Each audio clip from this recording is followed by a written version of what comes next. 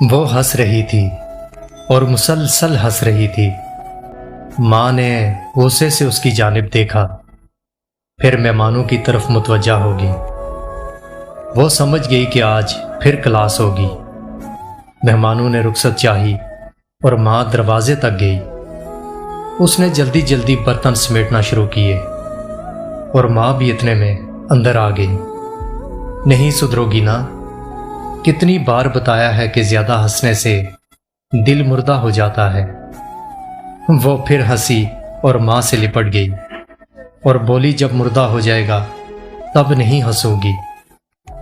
اللہ تجھے ہمیشہ مسکراتا رکھے، ماں نے پیار سے ہاتھ پر مار کر کہا۔ وقت گزرتا گیا اور اتنی تیزی سے گزرا کہ پتہ ہی نہ چلا کہ کب گھر کی چڑیا چھوڑ بابل کا دیس پیا کے آنگن پہنچ گئی۔ کچھ فاصلے انسان کو انسان سے دور تو کر دیتے ہیں، مگر دل کے رشتے کبھی دور نہیں ہوتے، خاص کر رشتہ اگر ماں بیٹی کا ہو۔ وہ مہینے میں ایک بار آتی ہے، اور وہ بھی چند گھنٹوں کے لیے۔ آج بھی وہ آئی اور سب کے ساتھ بیٹھی ہوئی تھی۔ بابی کولڈ ڈرنکس کھول رہی تھی۔ بائی نے کہا، کھول لو گی؟ بابی نے بوتل بائی کو تھما دی۔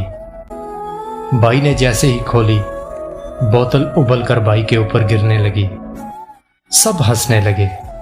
ماں کو بھی ہنسی آ گئی۔ ہنستے ہنستے ماں نے بیٹی کی طرف دیکھا۔ ایسی باتوں پہ تو وہ ہنستے ہنستے لوٹ پھوٹ ہو جاتی تھی۔